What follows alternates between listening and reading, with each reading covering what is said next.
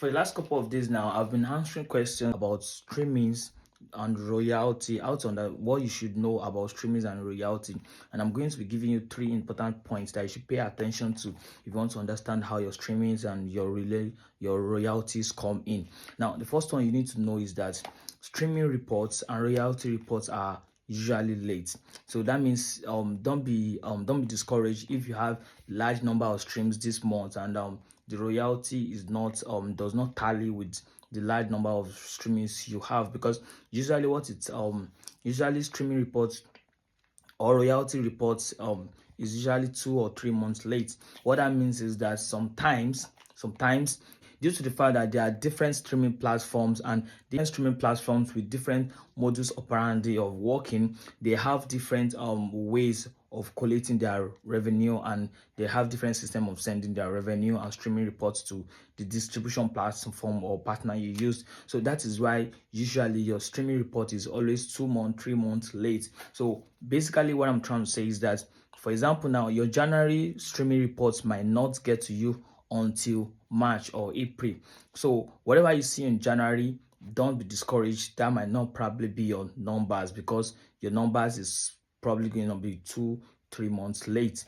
Then secondly, you need to understand where your streaming is coming from. What I mean by that is that sometimes you might have a large number of streams in Nigeria and it will earn you a lower revenue compared to someone that has a large number of streams from the likes of UK and the US.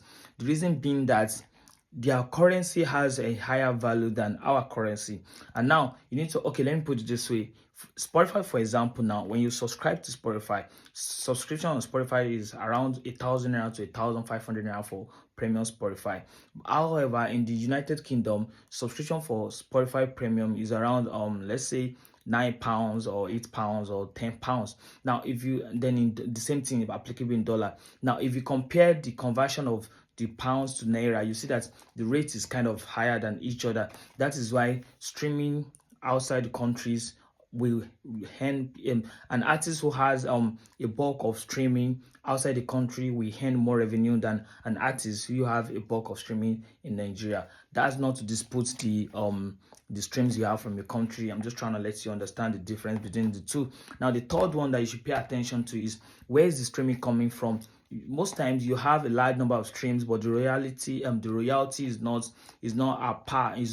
on par with your streaming. Now the reason for this is that usually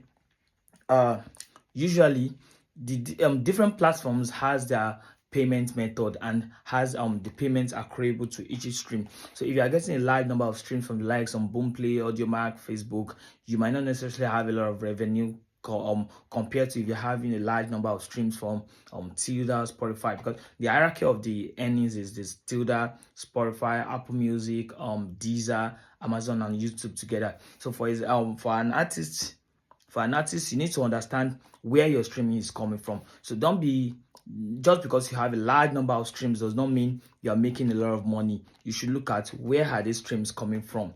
Then secondly, which country are my streams coming from?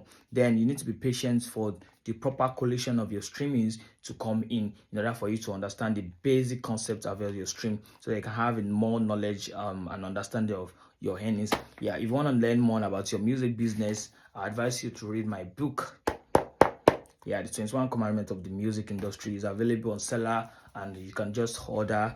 Yeah, it's available for your order. Yeah, cheers.